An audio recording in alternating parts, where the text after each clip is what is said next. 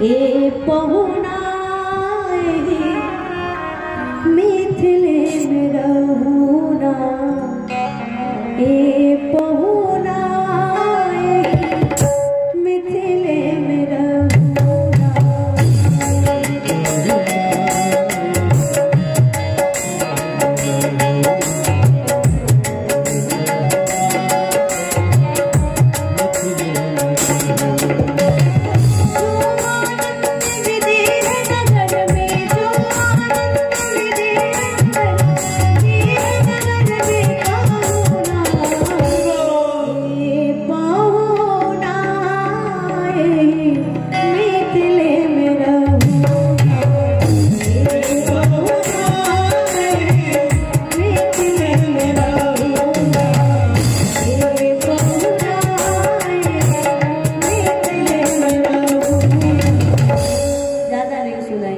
किशोरी जी को विदा कराना है और अयोध्या भी पहुंचाना है आज किशोरी जी को। बस एक एक लाइन, क्योंकि मिथिला का भाव चल रहा है तो मिथिला में तो ठाकुर जी को भजन सुनाने का ही महत्व है, क्योंकि मिथिला में भजनों के माध्यम से ही भाव प्रकट होता है। पहुना सरकार, दुल्हा सरकार मिथिला में रहिए, क्या करोगे अगर मैं मिथिला में रह गया तो? बोले रोज आपको हम मलमल के नहलाएंगी, फिर बोले सावन में कजरी गागा के झूला झुलाएंगी, और फिर बढ़िया दूध में खीर बना के आपको पवाएंगी। आपको अयोध्या की याद कभी नहीं आएगी अगर आप मिथिला में रह गए तो। लेकिन महाराज कौन रोक पाया है इनको? जाना तो पड़ेगा, प्रेम बढ़ता जा रहा है। अयोध्या वालों को भी जाने की इच्छा नहीं हो रही है और मिथिला वाले तो छोड़ना नहीं चाहते हैं। जब जब श्री दशरथ जी आते हैं ये कहने की महाराज हमें जाने दीजिए, महाराज अब हमें विदा कीजिए, अब जाने दीजिए, एक दिन और रुक जाइए महाराज, बस कल और रुक जाइए महाराज, एक दिन और रुक जाइए। ऐसे करके महाराज 6 महीने बारात रुक गई, लेकिन 6 महीना पूरा होते ही श्री दशरथ जी ने कह दिया अब नहीं, अब मैं अपने राज्य को छोड़ करके बहुत दिन तक रह नहीं सकता है, वो इसलिए महाराज अब आप हमें विदा करिए।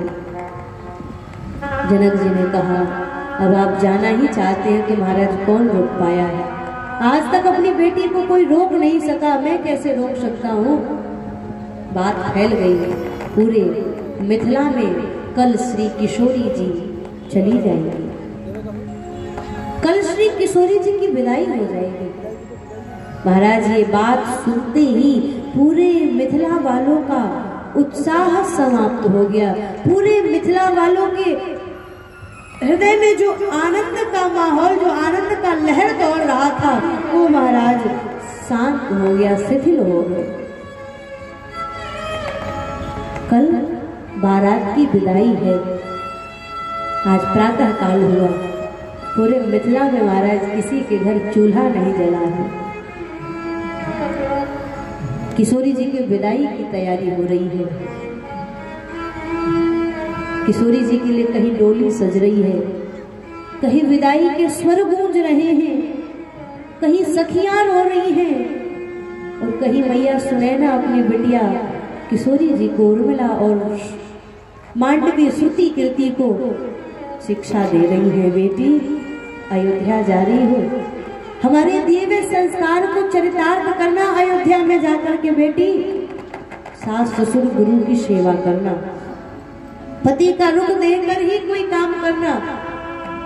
बेटी ऐसा कभी कोई समय न आए जिससे तुम्हारे बाबा की पगड़ी झुक जाए। जगत जननी है जानकी जी, फिर भी इनको माने सामान्य शिष्टाचार का पालन करते हुए अपनी बेटी को शिक्षा दिया। बेटी अयोध्या जाओ और जाकर के बोले अयोध्या की भूमि को भी पवित्र करो। श्री किशोरी जी के चरण ऐसे हैं, यद्यपि अवध सदैव सुहावनी, रामपुरी मंगलमय पावनी, फिर भी किशोरी जी की भूमि, अयोध्या की भूमि पर जब किशोरी जी का कदम पड़ा, चरण पड़ा, तो अयोध्या और भी आनंदमयी बन गया। शिक्षा देकर के श्री सुनैना जी बोले बिटिया को डोली में बिठा रही है। तो महाराज श्री जनक जी की कौन कहे, आज सुनैना जी से भी अधिक मन में महाराज कष्ट, सुनैना जी से भी अधिक दुख और दर्द में महाराज श्री जनक हैं। धन्य है श्री किशोरी जिसकी वजह से मैंने इतना बड़ा लाभ प्राप्त किया। जिनके चरणों के लिए बड़े बड़े ऋषि मुनि महात्मा तरसते रहते हैं, ऐसे ब्रह्म के चरणों का प्रक्षालन करने का सौभाग्य मेरी बेटी जानकी ने मुझे प्रदान किया। मैं जानकी का पिता होकर के धन्य हो गया। श्री जनक जी महाराज अपनी बेटियों को अपने हृदय से लगा रहे हैं और महाराज फूट फूट करके श्री जनक जी रो रहे हैं। कोई ऐसा पिता नहीं हुआ आज तक जो बेटी को विदा करते समय रोया न हो। ऐसा कोई पिता नहीं हुआ जो बेटी को अपने घर पे रख सके। महाराज बेटी पराई धन है, पराई संपत्ति है और इसको विदा करना ही पड़ता है। एक बेटी बोले है तो बेटी, लेकिन पूरी तरह से जब तक पिता के घर रहती है, समर्पण के साथ पिता के घर को संजोती है, पिता के घर आने वाले अतिथियों की सेवा करती है, अपना मान करके उस घर को सजाती है। महाराज आप देख सकते हैं उस दृश्य को।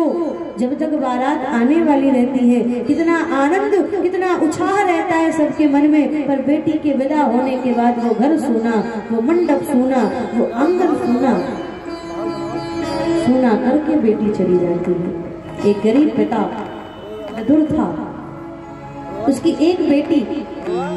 बोले महाराज पिता अपनी पुत्री को बहुत प्यार करता था, बहुत प्रेम करता था, लेकिन दैव इच्छा से समय आने पर बोले उस बिटिया की असमय मृत्यु हो गई। वो बेटी भगवान को प्यारी हो गई।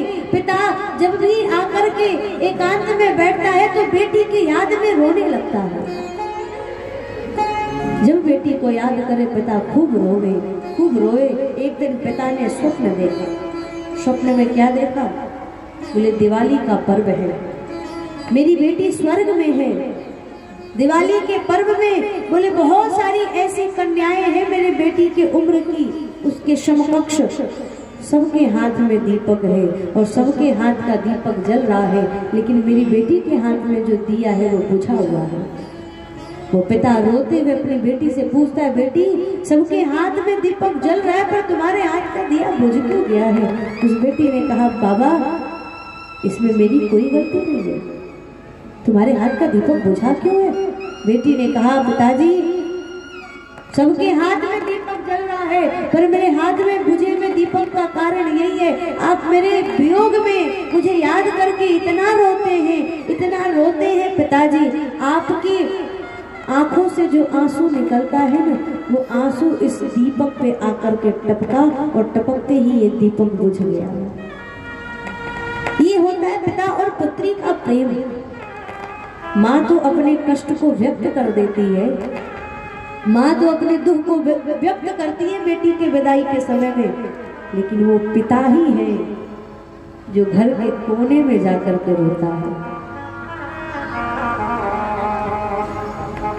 आज तक आपने ये नहीं सुना होगा कि ऐसी बहुत कम माताएं हैं जिनकी मृत्यु, जो माताएं चली जाती है बोले उनकी मृत्यु महाराज हार्ट अटैक से हो। बहुत ऐसी कम माताएं हैं जो हार्ट अटैक से मरती हैं, लेकिन ज्यादातर भाइयों में सुनेंगे पुरुषों में हार्ट अटैक से मृत्यु। क्यों?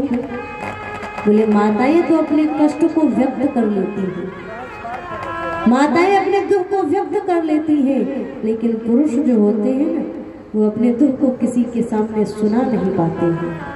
और इस कारण बोले कष्ट अंदर पालते पालते ही कई बार हार्ट अटैक भी हो जाता है। तो माँ का कष्ट तो दिखता है पर पिता का कष्ट किसी को दिखाई नहीं देता है। मैया श्री सुनैना ने जो था वो तो कह दिया, किशोरी जी को समझा दिया, लेकिन श्री जनक जी महाराज बोले बड़े लाड़ से जानकी जी को पाल पोस के विदा किया था। आज जनक जी अपनी बिटिया जानकी जी को अयोध्या भेजने की तैयारी कर रहे। किसी ने कहा, अरे अगर जनक जी को पहले पता होता ना, मिथिला में जितने प्रेम से किशोरी जी पली थी, जितने प्रेम से बड़ी हुई थी, अगर जनक जी को पहले पता होता कि अयोध्या जाने के बाद अयोध्या वाले किशोरी जी को वन भेज देंगे, तो शायद श्री जनक जी महाराज किशोरी जी को मिथिला से विदा ही नहीं देते। और इसीलिए कुछ मिथिला वाले कहते हैं कि अयोध्या वालों ने किशोरी जी को बहुत कष्ट दिया। हमारे मिथिला में तो वो पुष्प वाटिका में जाती थी तो पुष्पों के पराग पे चरण रख करके गिरजा मैया के मंदिर में प्रवेश करती थी। अयोध्या वालों को तनिक दया भी नहीं आई, छोड़ दिया किशोरी जी को कंकड़ीले पत्थर में चलने के लिए, कंकड़ भरे मार्ग पे चलने के लिए। क्या पता था जनक जी को कि मेरी बेटी अवध जाके वनवासी बन जाएगी।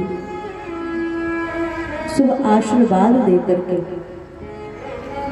श्री जनक जी महाराज बोले जैसे अपनी बेटी को डोली में बिठाए ना, सियही बिलो की धीरता भागे, सियही बिलो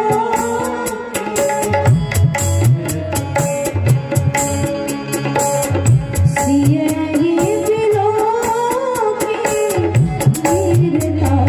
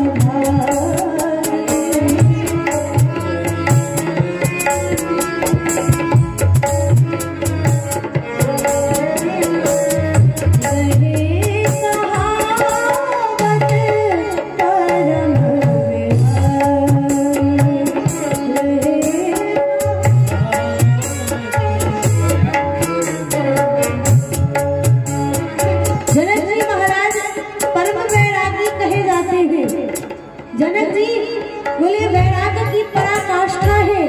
लेकिन जब अपनी बेटी को डोली में बैठे हुए जनक जी ने देखा, बोले जनक जी की धैर्यता समाप्त हो गई, जनक जी का ज्ञान आज समाप्त हो गया।